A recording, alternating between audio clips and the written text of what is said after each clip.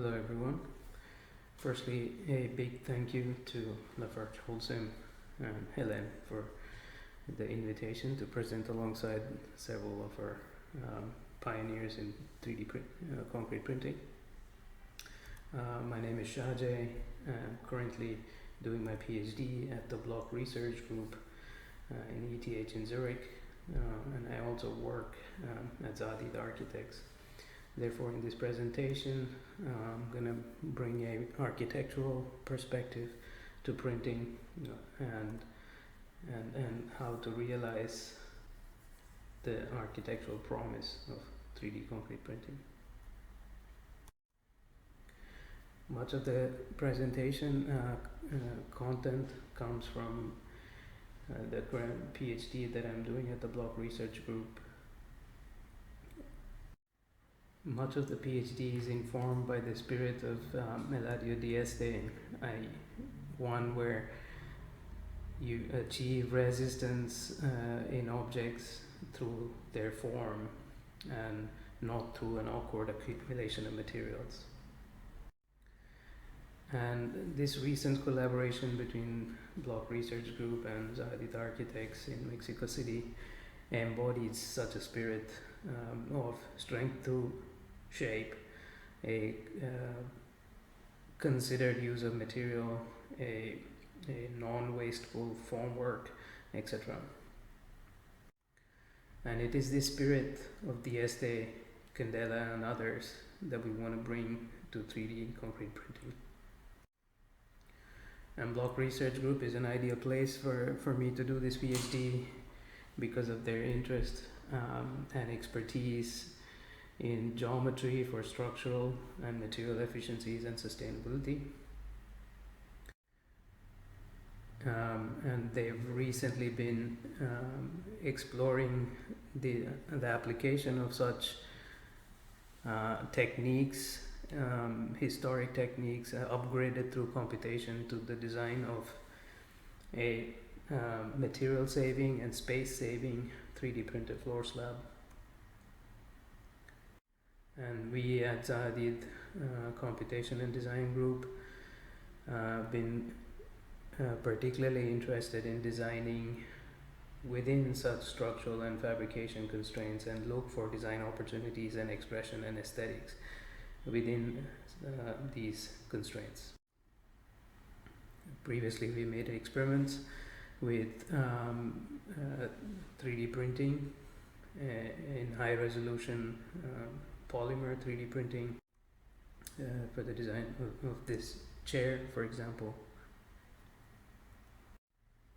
and also this sculpture produced with a large format 3D printer, plastic 3D printer.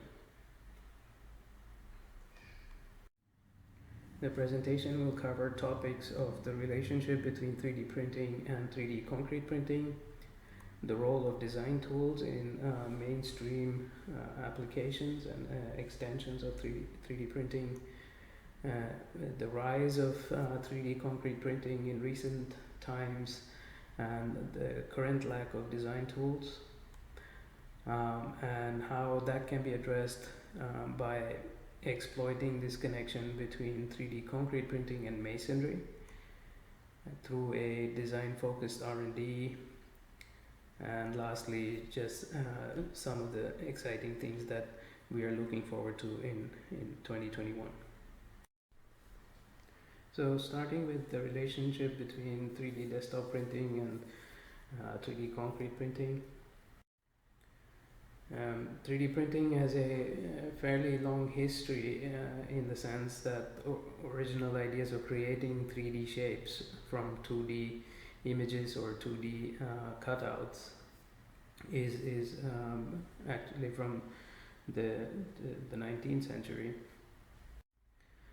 which was then those principles were incorporated into electronic and devices, particularly photosensitive printing in the late 20th century. And particularly what was relevant to the rapid growth in 3D desktop printing is this idea of a kind of complete digital process from 3D geometry creation to creating the slices and the support structures, and then finally instructing the machines. So this is something that we should pay attention to in when it comes to 3D concrete printing. And this similarly with the other large format 3D printing or large format additive manufacturing, which is the laying of bricks, has a similar history, which has a lot of patents in the late 20th century, and which has led to a kind of digital to physical production system for bricklaying. And so on the other hand, we are seeing a rapid rise in 3D concrete printing, particularly in the last 5 to 6 years. You can see ever since Kushnevitz and others started, roughly in 1995, there's been a kind of explosion of 3D printing projects and also technology providers in the last decade. Originally, there were these 3 pioneering technologies and institutes, one at Loughborough University and contour crafting by Kushnevitz and others, and D-shape printing process by Enrico Dini, etc. And currently there are, I believe, more than 80 known suppliers and like a extraordinary spurt in innovation in 3D printing technologies. The key benefits of 3D concrete printing relate to speed, automation, and high volume projects, like particularly housing projects. There are also other opportunities now enabled through legislative and policy changes. And a key benefit of 3D printing is so-called integrated design, where you can 3D print complex joineries and fuse multiple elements together. For example, plumbing and walls, etc.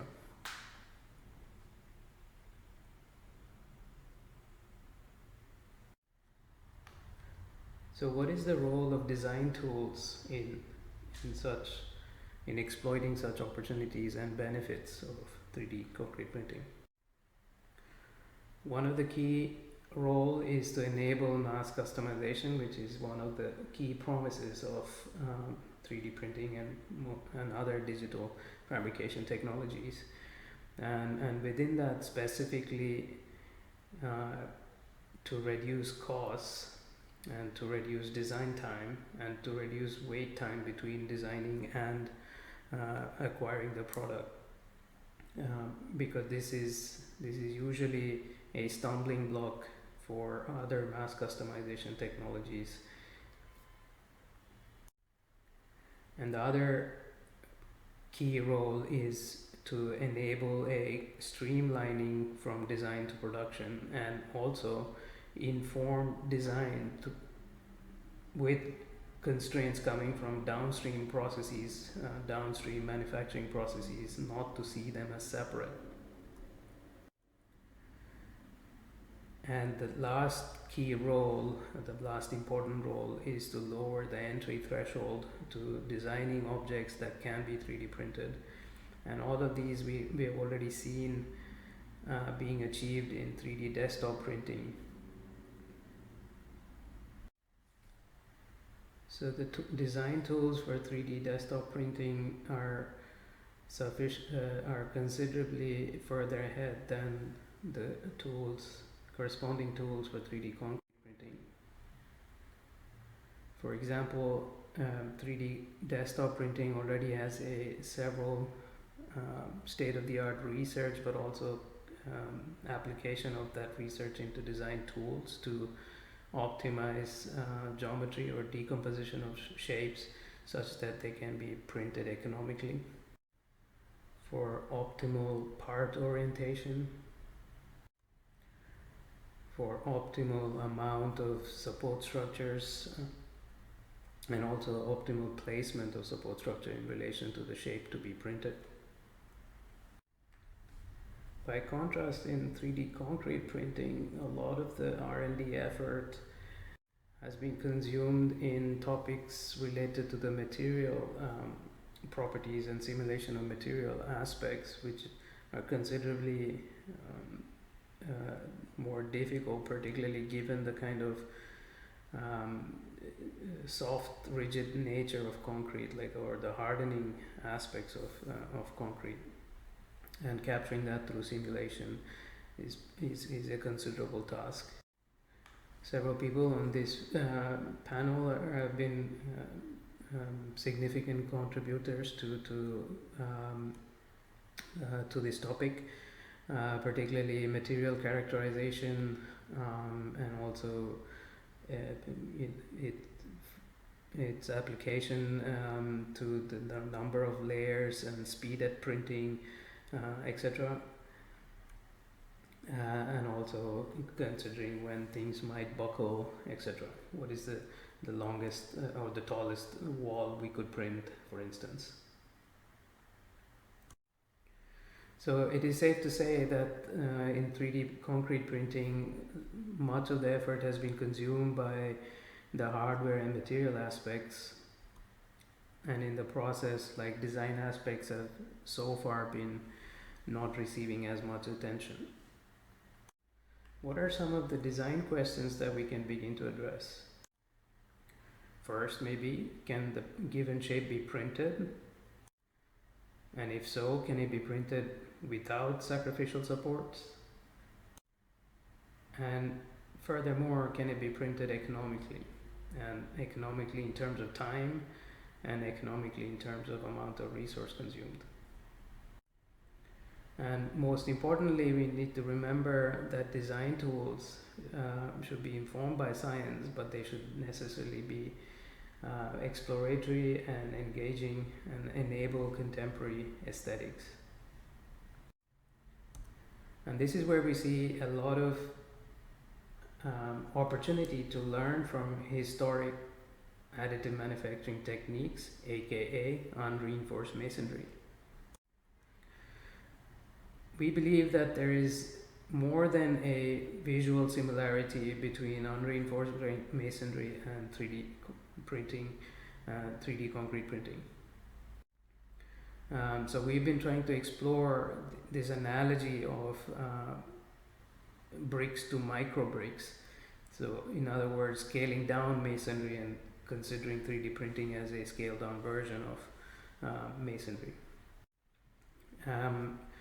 And this analogy extends to, or particularly stems from material similarities, which is that both concrete printing and masonry are compression dominant, and they are orthotropic. In concrete printing, in addition, has this kind of time hardening property, which needs to be somehow captured in the design tools. This analogy also extends to tilted plane masonry, or the so-called pitch brick masonry. David Wendland, for example, has shown several complex cross-wall types can be built without sacrificial supports, layer by layer, such that each layer gradually changes with respect to the previous one. And also that, as that is happening, you can tilt the plane and therefore achieve curved objects printed or added layer by layer and without sacrificial supports. We've been trying to exploit or understand this analogy between inclined plane masonry and 3D printing, for example, in this experiment with clay printing. And therefore, the objectives of design tool development and design technique development are primarily is to represent these print paths, not to treat it as a post-processing effect.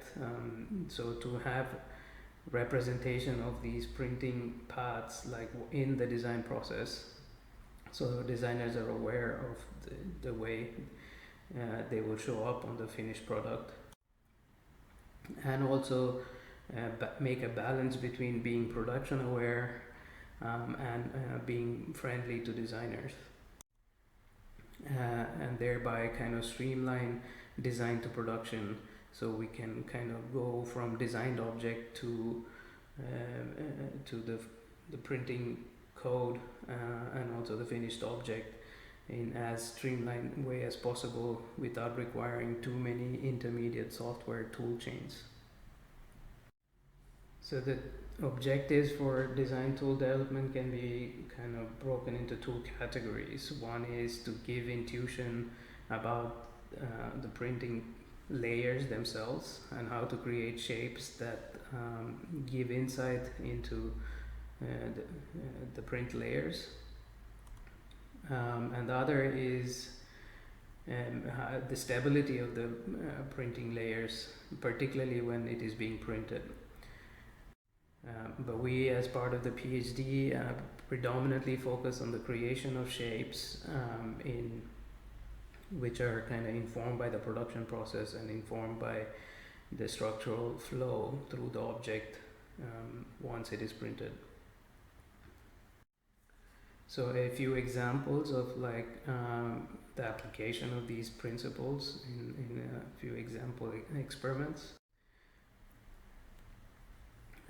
Here we can see in real time how we are trying to capture the essential parameters related to printing, which is the paths themselves, and how the paths gradually change to create the object.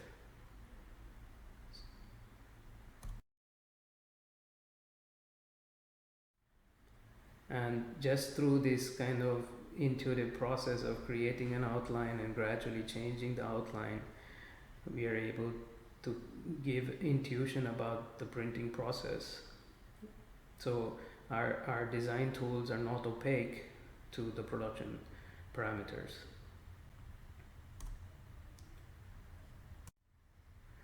And in very quick time we can create a variety of, say, wall shapes in this case.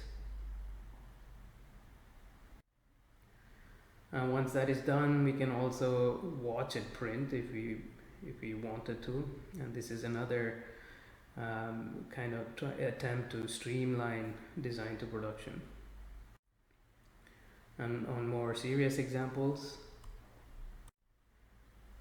we've tried to show that we can create more compound paths, compound print paths, and accumulate various directions and generate all of these print paths as bitmaps. We're borrowing medical imaging technology in this case. And furthermore, we are showing that like we can create all these paths with just 4 simple input lines that the user needs to provide. So all of the print paths and all of the print layers can be generated automatically from 4 input lines. Another feature of this experiment was that all the 4 directions were printed in one go. It wasn't printed and assembled. Thereby it gives material continuity while the concrete is wet. So it is kind of materially allowed to fuse. And this is more scaled examples of similar nodes. The previous ones were of diameter maybe 10 to 12 centimeters, and this is up to 30 to 40 centimeters in diameter. On the back of the previous experiment and examples, we are now trying to assimilate the learnings from those experiments into a toolkit that will help lower the entry threshold to design objects that can be 3D printed. So in other words, the user only needs to provide simple inputs such as the start plane and the end plane for printing, and a start profile and the end profile. And our design pipeline automatically creates intermediate objects, all the print paths, for example, and also applies them along the path to create these kind of topology changing complex shapes, whereas the user only needs to provide very simple inputs. And this is our attempt to lower the threshold to create complex, novel geometries, which are also aligned with the direction of force flow. For example, in this case, they follow a arched path. And these are very easy to use, but they're also easy to implement. So like if you know a bit of Grasshopper or any programming interface, you could develop like a lot of these tools, and also not only the generative tools but also ways to inspect the geometry, whether it can be 3D printed or not. And we believe that like such quick iterative tools are very much necessary to produce novel results, because quick results means rapid exploration. So we can, if we don't, it allows designers to quickly go through very many iterations and go through a discovery process. As you can see in this kind of catalog of experiments by students from a 3-day workshop, like they knew nothing about 3D printing or how to create any shape that might be relevant to 3D printers, but they were able to produce these topologically complex and texturally complex outcomes. Another advantage that we are discovering through going through these kind of exercise of fundamentally rethinking the design tooling is that we can go from design to production in relatively quick time, and also designers will most likely get as the physical object what they're seeing on their digital screens, on their design environments. So we are particularly excited to bring all of these experiments and discoveries and design tool development to the wider public in the near future, and particularly also refinements of the toolkit, such as shape generation with guaranteed printability, which currently is a heuristic that is applied, but we want to extend it such that it is guaranteed to be printable, and also to capture some of the non-planar paths which are actually possible with 3D printing in concrete to a certain extent, and more importantly develop compound assemblies where these print paths align, because this is a significant feature of 3D printing that which we believe should be exploited. And we hope that like these toolkits and analogies and insights enable the printing of structurally informed building components, which are novel in their expression, and will afford designers a far greater intuition about 3D printing, and also enable previously unseen types of objects. So thank you very much for your attention. I'm looking forward to the discussion.